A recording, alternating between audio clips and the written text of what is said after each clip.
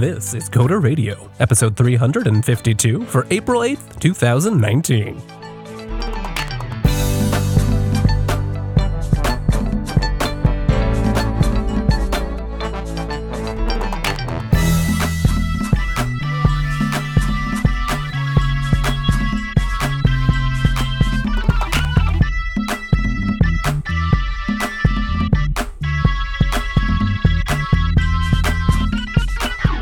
Hello there, and welcome to Coda Radio, Jupiter Broadcasting's weekly talk show that takes a pragmatic look at the art and business of software development and related technologies. My name is Wes, and, well, this week I'm not joined by Mike. Unfortunately, he had a bit of a conflict. Luckily, I've got someone totally inappropriate here to join me. He just happened to be wandering around the studio, the one, the only, Mr. Chris Fisher. Hello, Wes. Yeah, I'm no Mike. I really got thrown in the lion's den on this one because I thought, hey, it'd be fun. I'll come back. We'll have a 3B. We're trying to come up with an appropriate term when the three of us do a show together. And then I ended up kind of like having to like just sort of be the co-host. Yeah, so thank you for stepping in. We could have just canceled the show, but this way, we had a great live stream audience. You can always join us live. We do this show live every single week, so there's no reason not to join us. I will say, I think in part because we have such a good live stream this week, it's one of the reasons why we're like, let's just do it. Let's just you and I do it. And also, it gives me a chance to embarrass you on the air and say happy early birthday to you, Mr. Payne. Thank you. I know it's a big one coming up, so I just wanted to say happy birthday. I appreciate that. Yeah, and I'm going to be spending part of that day podcasting, so it's kind of great. Hey, wait a minute. That's right. We're going to be doing a show actually on your birthday. I could have saved it for that. Dang it, Wes. Think ahead next time. Well, so Mike did have something come up, and he couldn't be here today. He was actually it was literally one of those last minute things, and it involves, family stuff, so we'd totally understand. And, we kind of embrace that on Coda Radio, right? The whole pragmatic aspect. Sometimes stuff comes up. Yeah, man. And I just want to say, you and Mike together have been killing it. So maybe it's kind of a good thing. Now I'm not going to mess up your flow that you guys got going. You guys got a good thing going now. I come in here, I don't want to mess it up. So now this way, it's something different because Mike wasn't going to make it anyways. Right. This is a weird one-off standalone Coda Radio improvisation. Yeah, man. It's it's on the steady march to 400 too, which just really is mind-blowing. And it sounds old, but it's not quite as old as software that cities like San Francisco are running. And I've had a little run-in with something like this back in my contracting days. This is an article? What is an article, Wes? I don't know, but I'm about to find out. I think it's an article about agriculture. An article. Well, that's not what you've prepared for us. No, it's not. But it is from Bloomberg, and they have an article that's America's cities are running on software from the 80s. And this isn't going to surprise anybody. I know that going into this, but I just thought this was an interesting anecdote. San Francisco, the town on the coast, near the heart of Silicon Valley, is still pricing its real estate like it's the 1980s. It uses software that is DOS-based. It runs on 386s and 486s that they have to pay to maintain. And this is a common thing. We all know this. This is everywhere. This software never dies. And I just had a quick story that I wanted to share with you. Have you ever worked anywhere where you've come across something that's just like an ancient system? Oh yeah, absolutely. I worked in a print shop for a while, and there was some monstrosities there. Let me tell you, like DOS. Oh yeah, DOS, and then just weird ancient devices that were barely compatible, had been hacked together through 6 layers of conversions, and would only work with Windows 98 loaded up in the right way. Yeah.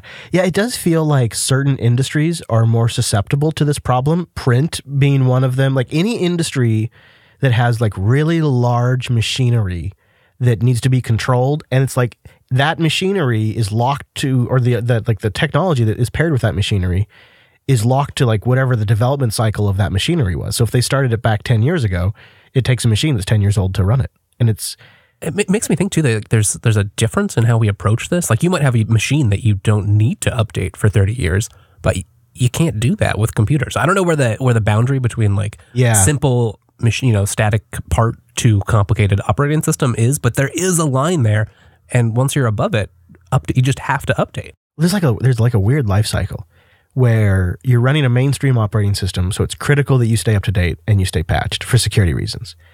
But you go 15, 20 years out of when that operating system was mainstream, and in a weird way, you're kind of almost secure again. Not in the sense, I mean, you're not secure in the sense that all of the exploits for that operating system are well documented, but you are secure in the sense that nobody's writing exploits anymore and going after that operating system. So I had this really interesting experience. I got called in to fix this is probably 8 years ago now, but it was even old back then.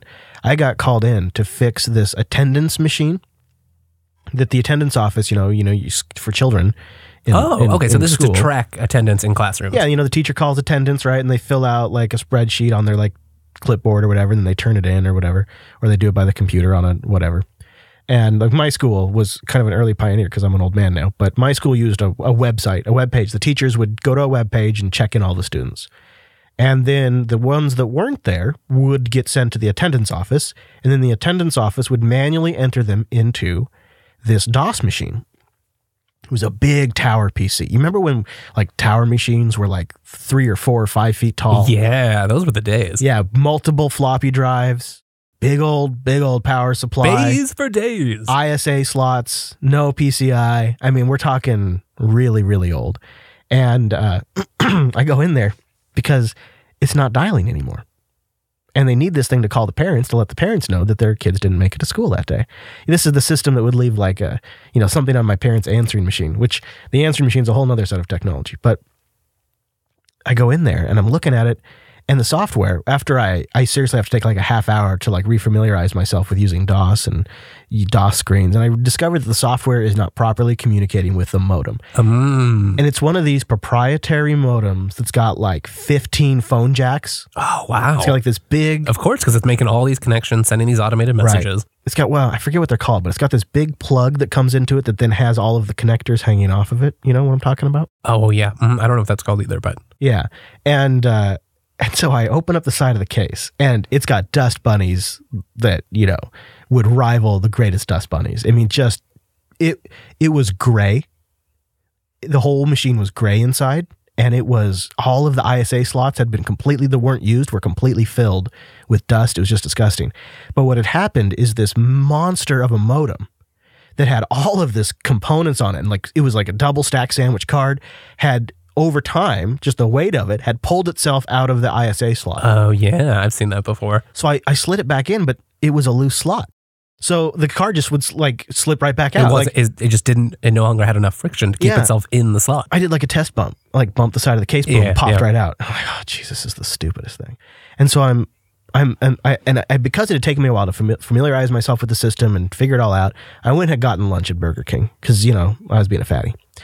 And I'm sitting there eating my fries, which are pretty decent. And yeah, you need no excuses for Burger King, all right? That's totally acceptable. Thank you. And also, by the way, a national DoorDash partner. Not that I'd know. So I take my fry box, which I just finished my fries, and I look at it, and I look at the case, and I go, this fry box is about the height from the bottom of the case to where the ISA card needs to be supported. And so I took my empty, dirty, greasy, salty fry box, and I put it inside this PC case. No. And I propped the modem card up. That is gross. But probably effective. Worked for years, as far as I know. Worked for years after that. Whoever has to find that the next time, like, it slips or the box is just degraded. The next enough. IT guy that comes in and opens this thing up, like... Now he's going to be telling the story about the time he opened up a case and saw a fry box in there. I mean, probably since it's like fast food, it just won't degrade ever. So it's a permanent That's fix. what I figured. It like you never have a problem with that kind of stuff. It lasts forever. So it doesn't surprise me when I see that, cities like San Francisco, I'm sure Seattle, same thing, government facilities, people buy this stuff and they want it to be like property. They want to make a one-time large investment and then have it pay off for years. It's just not really the way technology works, though, is it? Yeah, and it seems like we're still trying to figure out what that right cycle time is, right? Because you still replace things like your washer dryer, but maybe now you have to do that because the digital screen broke, not because the actual washing mechanism broke.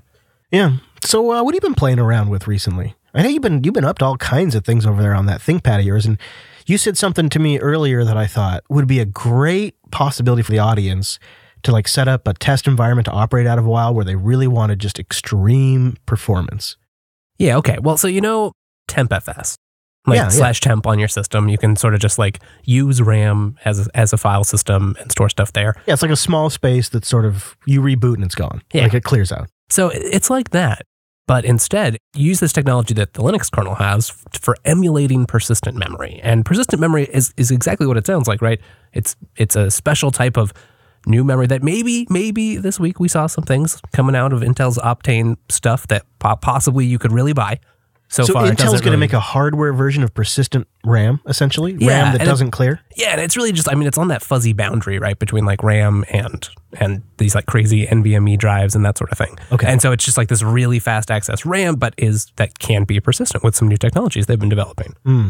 Now, partly it's just interesting, and then they were incentivized to do this. They've added stuff to the Linux kernel so that you can emulate this. So application developers could start using the same APIs that would be used down the road. Well, they're there's a lot of people contributing.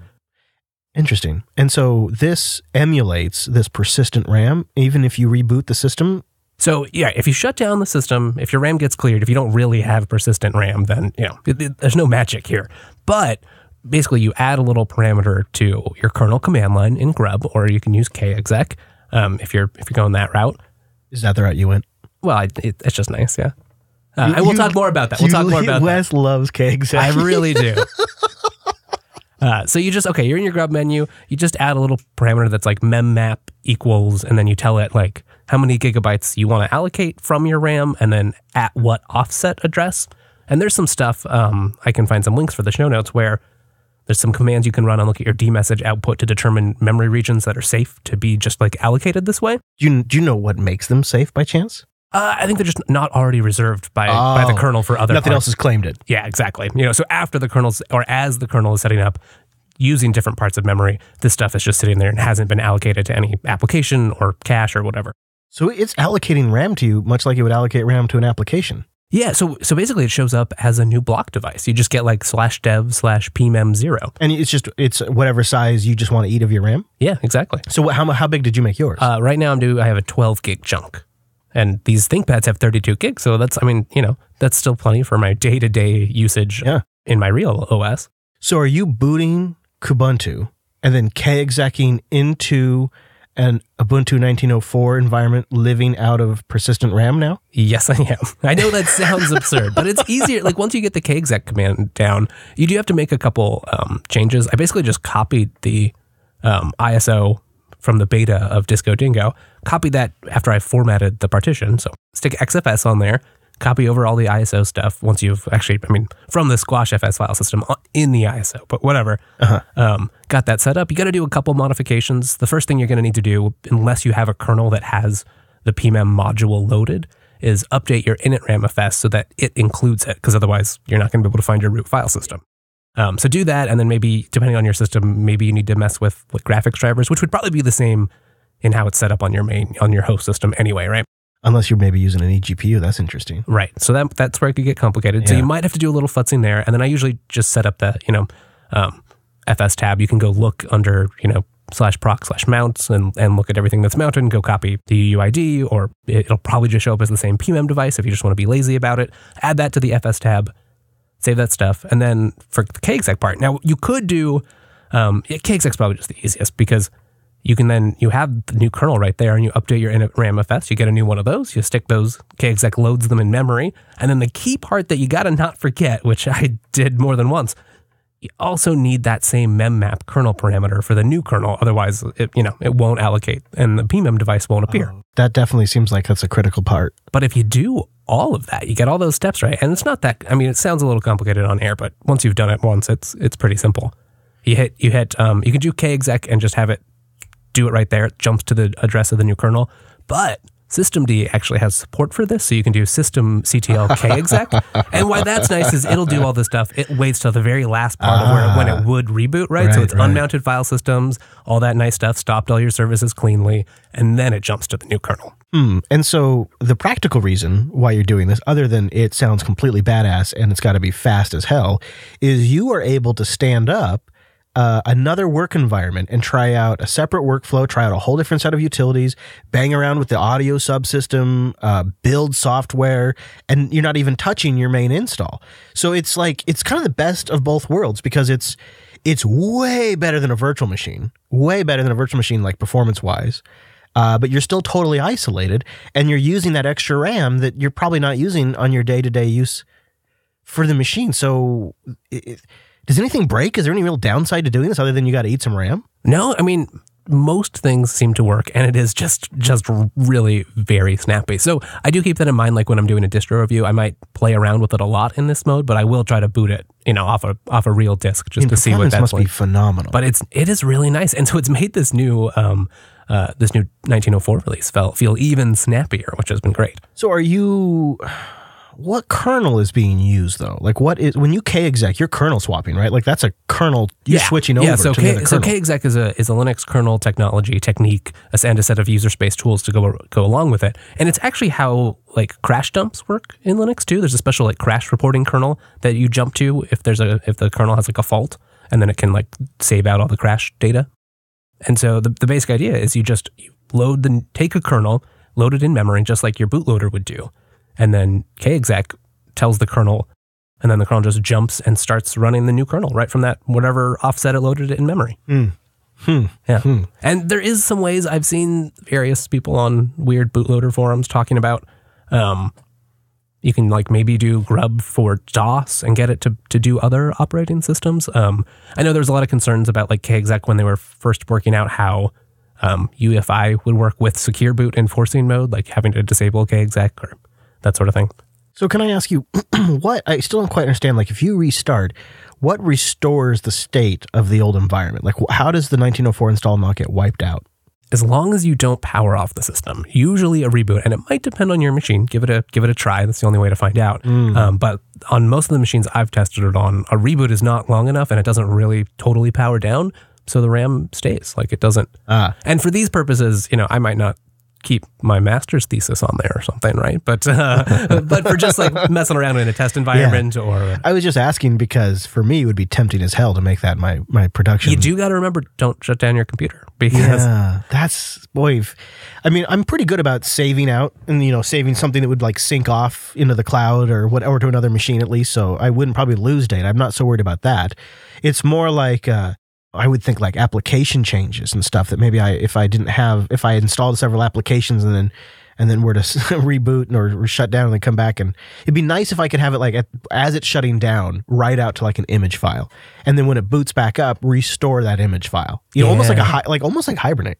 That would be nice. I wonder what the best way to do that. I was also thinking I could maybe set up like an overlay FS or something. You could still certainly mount your home partition just for data stuff too, of course.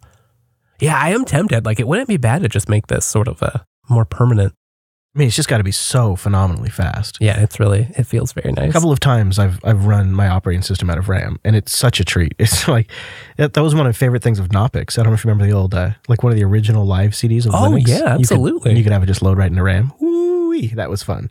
This stuff's kind of obscure, but it's nice. Like, I've done it other ways too, but like complicated, like where you break in the initramfs or update it with your own custom script so that it sets up a tempfs and copies all the stuff from the real partition into RAM and then continues booting, that sort of stuff. So it's nice when you do it this way because the PMEM stuff just makes it appear right as a block device, and all the other, it's then just a regular device to the rest of the scripts and system. So zooming out and, accounting for just approachability, how approachable is this, like using kexec and all this? Because I think this is an interesting example of how this is an area where Linux kind of does something that Windows and Mac OS can't. And it gives you a lot of flexibility. And these are not necessarily hidden tools. Like, so how difficult was it to come across this? And do you think if somebody was interested in doing something like this, could they figure this out in an afternoon? Yes, I think so. The documentation is a bit scattered, but once you get the right kernel command line, and it's not that complicated. But once you find that and get the right region of memory, and sometimes you just have to try, and your kernel just won't boot properly if you mess it up, or it'll ignore your request and you just won't have any PMEM device show up. But like your system doesn't crash or something. No, it won't crash like while it's running, or at least not in my experience. Yeah, okay. Seems to try to avoid those situations, which is nice.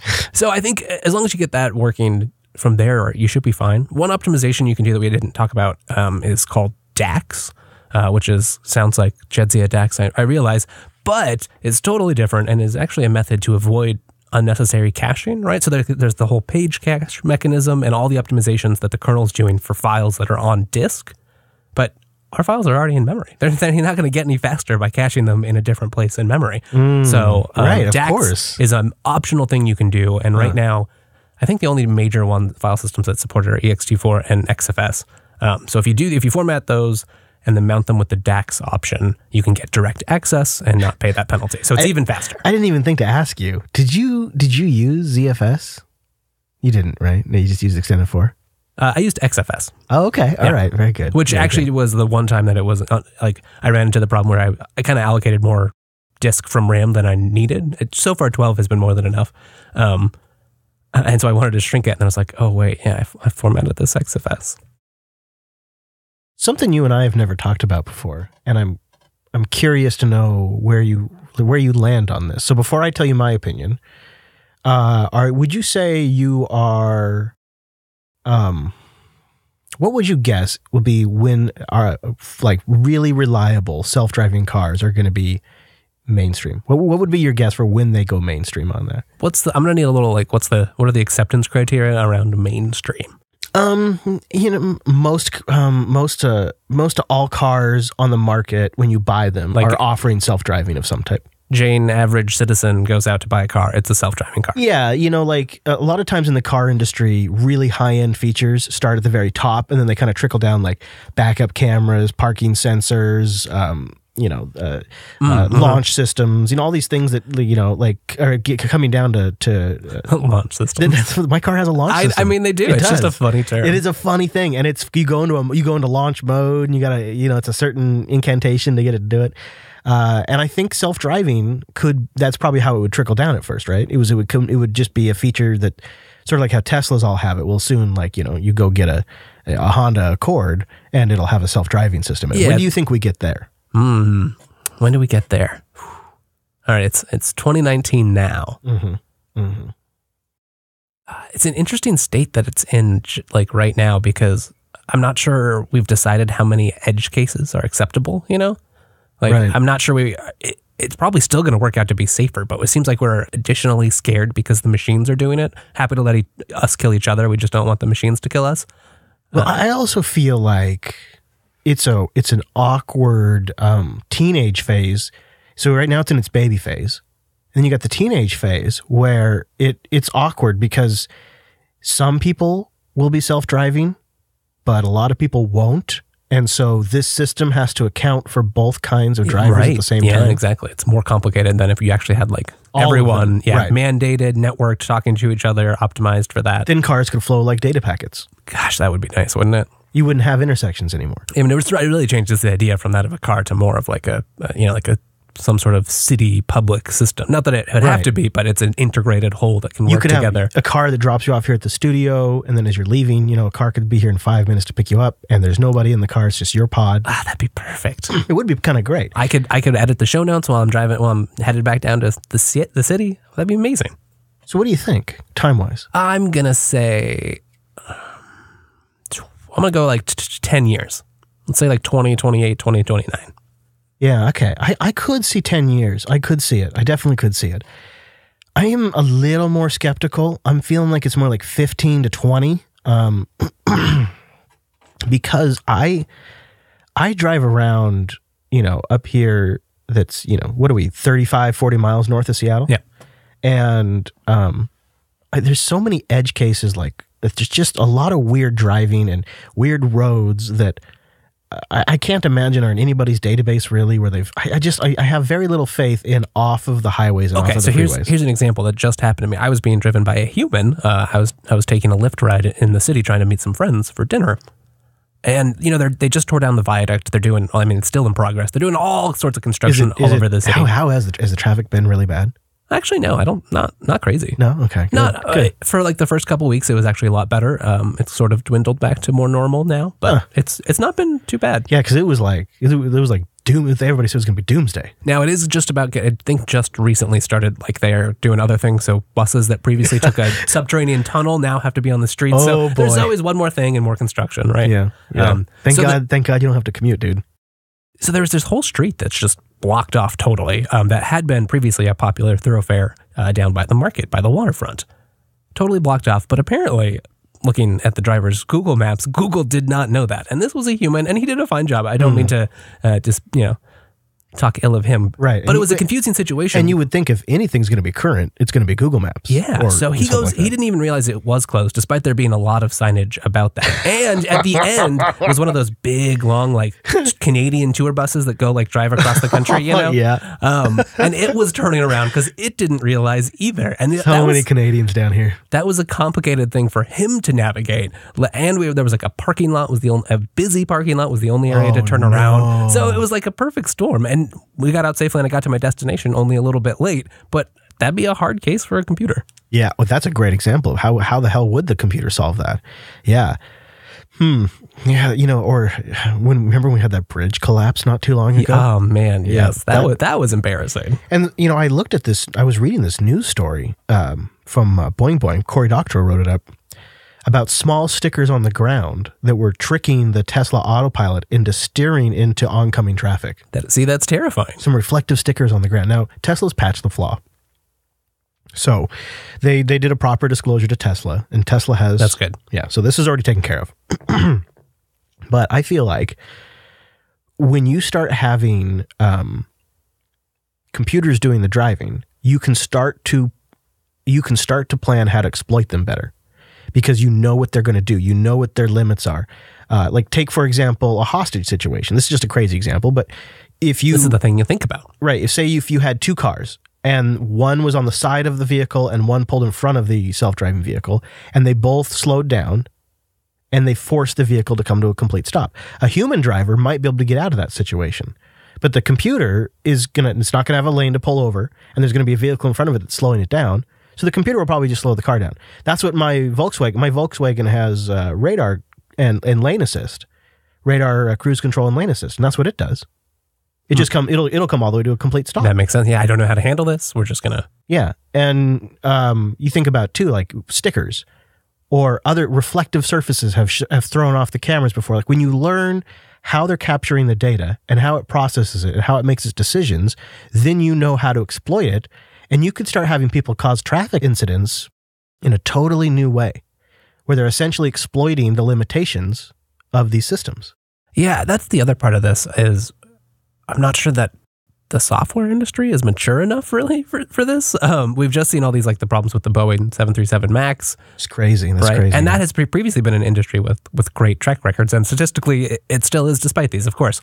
But the software world at large comes from a much more freewheeling place. And it takes a lot of time to build the sort of engineering style and knowledge and practices and auditing and all of those sorts of things that you need when you have people's lives on your hands. I might even argue that corporate culture isn't set up to sustain the jobs that you really, I would feel much better if the Tesla engineers were there for 35 years developing this software.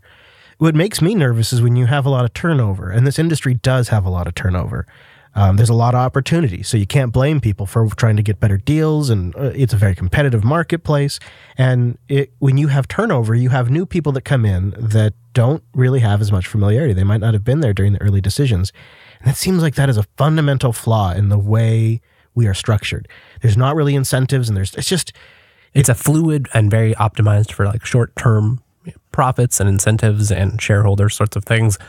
It's just a different thing, or it seems like we're getting worse at building longer term institutions. That's the point I'm trying to get to. And that is reflected in our software. So many times you will see, we're going to just hit the big reset and rebuild the platform, or we're going to rework it, or we're going to redo it. You've seen Apple do it. In fact, to Microsoft's credit, they're one of the folks that very rarely does it, even when they probably should. Windows is pretty much an unbroken line back to the 90s. But a lot of software and platforms eventually hit this point where they want to rebuild and restart. And we're going to build a new platform. It'll start with less features, but it'll be better, et cetera, et cetera, et cetera. You just can't afford to do that in this market. You lose too much when that happens. But it just seems to be the way the software development industry operates now. And I agree with you. I feel like we are not built to create that kind of software right now. And we've got to work through all of that. The way people are going to exploit these things, the way it's going to have to operate while there's still regular drivers on the road that aren't automated. And we're going to have to build a real good solution around that human turnover factor. And then there's going to be all of the privacy considerations. Once these things are networked. And you're trapped inside them, and they have a lot of information about what you're doing in there. Yeah. Yeah, I don't know. That's sort of strange. It'll be funny, too, to kind of learn the different personalities of the automated driving systems, if you're still like a human driver. How does Tesla drive versus Waymo? I feel like I can absolutely tell when I am on a road with a Tesla that's in autopilot. I can tell by the way the car responds, like when I switch lanes. And I've noticed it now because I have the assisted cruise control. Okay. Like I can see like when it's like backing off to like match speed and stuff. And you can see when the cars, you can tell when they're self-driving. And right there, I could tell, like if I were to come to a stop, that it would force that Tesla to come to a stop behind me. Like I don't think it would just swerve over and zoom past me. I think it would be safe and it would match my speed. And if I was doing 65 and then I was doing 55 and then I was doing 45, it would just match me all the way down to 0. See, it's probably going to be this another thing, right? There's going to be tiers. So government agencies or other powerful people with money could probably have that all tuned in custom styles, right? That could drive. Yeah. Chase driving, right. Race driving, or general city driving. Auto pursuit mode. Yeah, right? Oh, God. It's so creepy. Launch the drones, auto pursuit. Will there be different levels of certification, right? Like lanes, self-driving only lanes that go much faster than the pleb regular traffic lanes. Right. Oh, geez, man. Because it is going to be, obviously the people with more money are going to get it first, right? Like you're talking about. It trickles down. Mm-hmm. Mm-hmm. Well, we should take a moment and give a shout out to the Linux Academy design team and Mr. Cheese Bacon on our team for cranking out some new coder graphics. So if you're in your podcast catcher listening, see if you got the new MP3 badge. We got new artwork out for the show. We got new live stream assets. So good. It's really nice. It's amazing. And Cheese just came in here. He's hardly worked here. I don't know what his start date was, but it's not been very long. It's been a few weeks, yeah. And he just hit the ground running and then had to touch basically every single asset for everything the network does. It's crazy how many there are. There's hundreds. It's really way more than I thought. It's ridiculous. Every service has its own requirements, like YouTube, Twitter, Facebook, Fireside. All of them have their own dimensions and requirements and banner sizes and avatar sizes. So you have to create essentially assets for everything, for every tons Twitch, of tiny little customizations and tweaks. And then you load them up and find out that, actually that part of their UI covers up the part we were trying to highlight. So we have to go back to square one. And it really represents the redesign of the logos kicked off officially in October, and it ramped up in December. And then it really ramped up when Cheese joined our team a few weeks ago to get it across the finish line and really refine it. And it, to me, I think is an interesting discussion topic for this show, where you work on something that isn't a direct user-facing feature, but you believe it is important for like brand identification or other driving factors. And your user base is going to have a strong reaction. Some of it positive, some of it negative. And you just know that's going to happen with something like this. And you put months of work into something like this. And coming out of the gate, there's going to be pushback. And it's dealing with that is a particular kind of challenge, because you can have 100 positive comments. And if you get 1 or 2 negative comments, that'll be what the human mind focuses on. And it's challenging because I think this is true for software developers and podcasters. There's a bit of a feedback cycle that we kind of thrive off of. You create something, you release something, you get the feedback, it sort of inspires you to keep going, create the next thing, and it's this kind of virtuous cycle. And you're making something, be it art, be it software, and you want to see what your audience, how they respond to it. And when they respond negatively, even 1 or 2, it's what we focus on. It can be... It's funny, right? You throw out as much as you appreciate them, people tell you that they like it or that it's great. It just doesn't carry the same emotional weight as this is terrible. Yeah. And I've tried to develop myself a thick skin over like the last 13 years because I've been taking crap on a daily basis for 13 years, 24/7. So you post videos on YouTube. I think you have to. Yeah. Oh boy. But...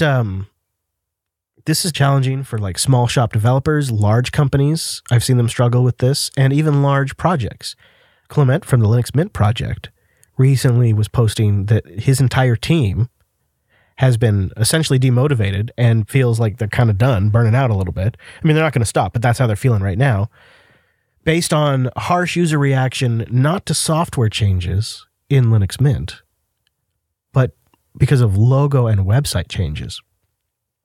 And the user community responded so strongly to that it really affected the developers of Linux Mint. And now it's impacting the actual development of software. So the reaction to the art change has impacted the software development.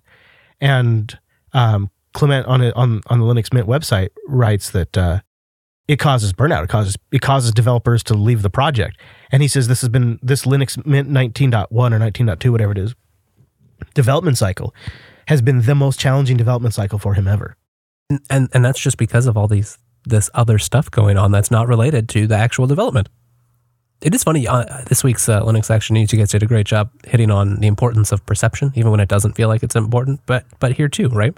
When there are people upset about it, that creates drama and emotional strain that developers have to fight through and are thinking about that instead of just being able to sit down, work, and think about the problem at hand. And you can say, well, don't read the comments. But I think a lot of people are doing this to make a connection with people out there. And so it's also really hard to not read the comments. I mean, I don't do a ton of it, but then you do want the feedback, right? It's interesting because not all of them are garbage, maybe many, but there's a lot of good, genuine feedback there too. Absolutely. Yeah. So my approach has been, and I know this is, it's one of those that maybe that's easy for Chris to say, kind of things, but my approach has been to essentially try to develop a level of detachment, because the core issue, the reason why I think negative feedback can affect you so strongly is your creations are often a bit of you. They're your baby. They represent you in a way. Like you put something into that. And so when someone's criticizing your creation, they're criticizing you in a way. Because those are your choices, right? You shaped that thing and all tiny little decisions you made around that whole time. All of the thought you put into it and all of that. Yeah. And I think you have to develop a detachment and realize whoever your audience is, they have a different perception of the product than you do. And you have to detach and then view the feedback through that filter. And what I do is I also try to account for the fact I've run into this so many times. Sometimes people are just having a bad day. And I've gotten these awful, awful emails. And I've written them back and just been like, hey man, like, wow, that was a little intense. Like, let's talk about this. And then they'll write me back, oh, I'm so sorry, I was just having a bad day. Interesting. So I've had to try to learn to discard a lot of the really angry stuff and a lot of the super over complimentary stuff and try to find the middle, the balance. And if I see a trend, a lot of something that sort of registers like the same general note or something to that effect, like a trend or something to that effect, I'll take that more seriously. And I find that it has been a very, very effective approach, but it is absolutely not 100%. And even still, like one or two comments here and there every now and then, if it's just the right one, will get through and get in my head. We talked about this a while ago, but we have actually, even just recently, experienced that on this very podcast. Yeah, that's a great example. You'll hear us all the time say, people hate it when we talk about hardware. Nobody likes it. We get tons of feedback says nobody likes it when we talk about hardware. It's two people. Tens of thousands of listeners. A guy on Reddit and a guy on YouTube. Might even be the same person for all we know. Has been the most vocal critic of us talking about hardware. But because they are persistent, over time, we internalized it. And we have altered the show in pretty fundamental ways based on two people's feedback, even though tens of thousands of people were listening and didn't complain. And there is a subtle influence that, it's just this sort of weird immediate thing. You think about shaping the show that you're working on, and there's this little back pressure somewhere in the back of your mind. And then whose creation is it at that point? If you're not making thing that's truly yours, whose creation is it? Yeah, you have to find that right balance of taking feedback, building, learning. And making it your decision if you alter it. Right. But you can't, I think we've seen too much in maybe bigger mainstream media type things that you can create something that lacks the heart when it's just based on feedback or, just sort of pandering to fans. Pandering, yeah. When you create something that panders to ratings, it can really ring hollow. And so even myself, taking shit for 13 years on a daily basis and developing a pretty good system to filter this mentally, it still gets in sometimes. And it even sometimes takes us a while to realize it's happened. And so part of dealing with negative feedback is accepting that sometimes it's still going to get to you, and then creating a structure for yourself to get out of that and to re-recognize what's happened and then get above it again. And it's never perfect. And so part of handling good and negative feedback is, because both can influence you, I suppose, but negative seems to be the stronger influence, is allowing yourself permission to sometimes still get something through the cracks and then get yourself out of it. Like you got to catch yourself. Then I think that really kind of completes how you handle that kind of feedback. And I'm not trying to tell Clement how to do his job, but that's where he's got to get, right? That's where his whole team's got to get. And our team too, like it happens to our team as well.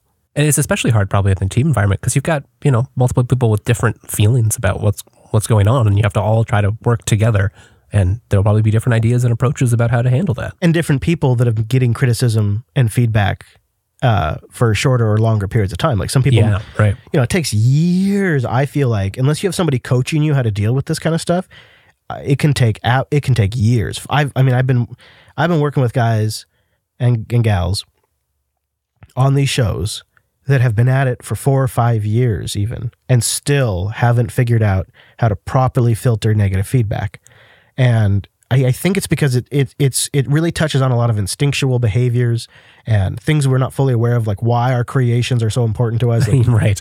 It's like, it's not obvious. There are complicated human psyche things involved. Right. You're right. And it's taken me sitting here taking an ass beating for 13 years to figure it out. And so now I want to impart that a little bit because it can really save your psyche. If you're looking at bad reviews somewhere, or somebody sends you a nasty email or a pull request that seems super entitled, you just got to consider. You got to detach yourself and look at it from their perspective. Yeah, right. And it can help if you can do that, but it's not always easy. It's a practice though. It's like exercise. And to be aware, I think helps to start, right? Like understand what you're feeling, why as it relates, and how that happens.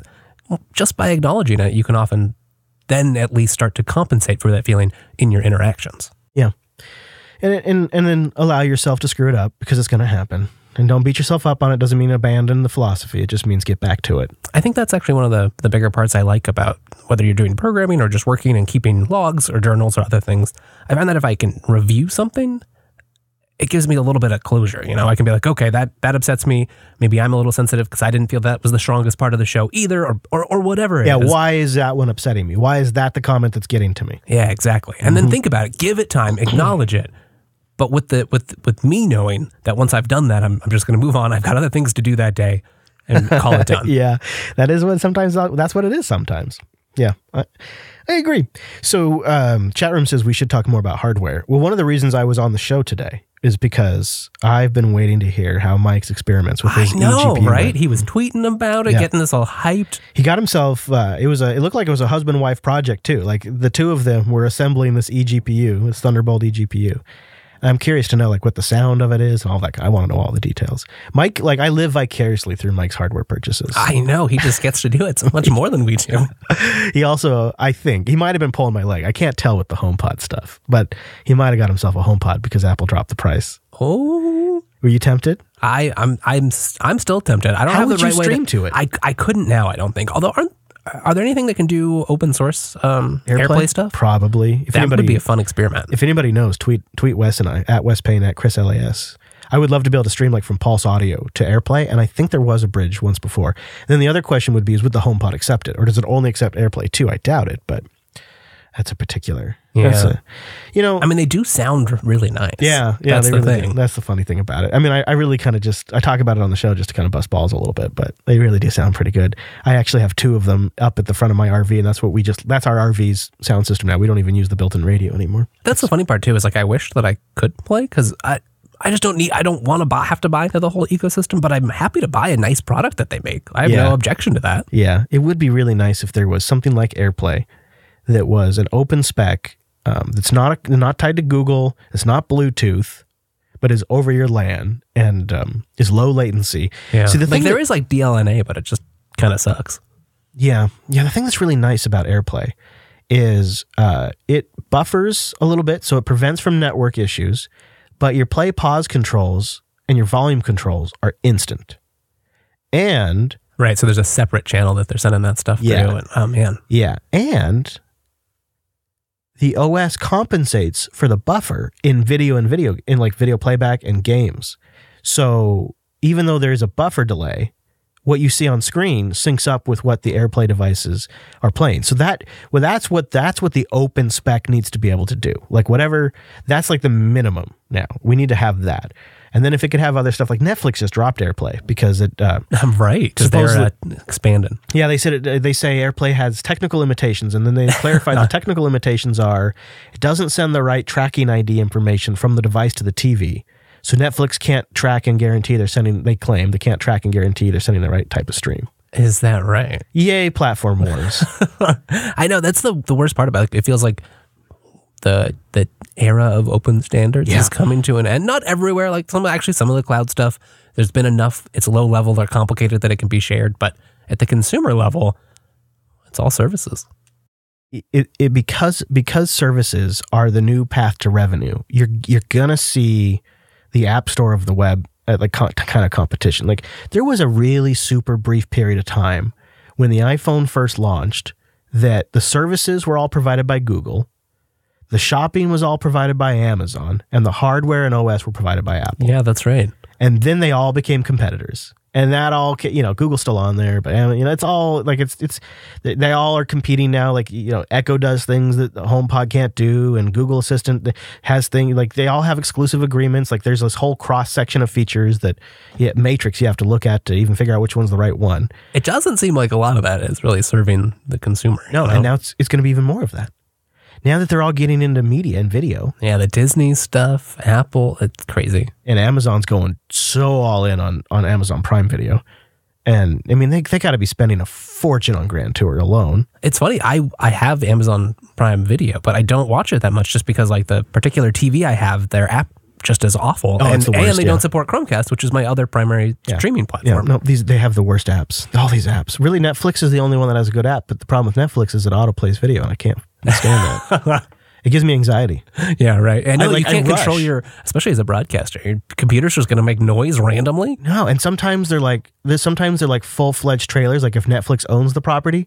But if it's like, another licensed film, they'll just have like some really shitty, like royalty-free music playing. It's sort of... They also manage to pick some of the worst clips sometimes. Yeah.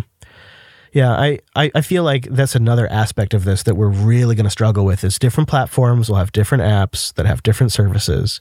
It's really going to be not what we wanted at all. Thankfully, we're not going to play that game. It's easy to find all of our stuff, right? Just coder.show or jupiterbroadcasting.com, which I would like to say, thanks to Cheese, is looking so shiny. Sure is. New dark theme, new logos are up there. Got a new easy link to get into the IRC room, which I can't believe we didn't have up there before. I know. It's great. A new live page looks really good too. It's all real looking sharp. Yeah, you can go there, and if you want to watch us live, that's the easiest way. Try to do it on Mondays. Wes, you gotta take some credit though. You did a lot of the work too. You did a lot of the website work too. There was a lot of WordPress to be fought, so we needed many valiant soldiers. So thank you. I just wanted to get that on air. Like, thank you too. That's the nice thing. It's a team effort over here. Yeah, it is. Yeah. So jblive.tv for the live stream. The calendar, of course, that's still there, and it's always up. It's on its own page though, so just go to the calendar. Yeah, we tidied up the front page, made it load a little faster by taking some of like those embedded widgets off and stuff. And it means you got to go to the calendar page, but the main page loads faster. So yeah, and you know what? We do this every week, like you said, Mondays, so noonish Pacific time, if that's your time zone. Otherwise, that calendar can help you. And I have a feeling there's going to be Mike back. So I'm going to grill him on all those things we wanted to hear about. Thank you for stepping in today, though, Chris. This has been a lot of fun. Yeah, no problem. And I hope everything's great with Mike. I hope it's all taken care of. He'll probably have a story to tell. And you know what? I'll just listen. I'll get to listen to the eGPU stuff. So I'll still be able to live vicariously through Mike. So it still works out for me, too. Thanks for having me. Yeah, absolutely. And, if you want more of Chris, he and Joe just celebrated episode 100 of Linux Action News, and it's a great one. So go check that out, linuxactionnews.com. Thank you, sir. Thank you. Go check out Wes on TechSnap, techsnap.systems, with him and Jim Salter from Ars Technica, doing a great show. That's right. You can also find us both on Twitter. I'm at Wes Payne, and he's at Chris LAS. Thank you for joining us, and we'll see you next week.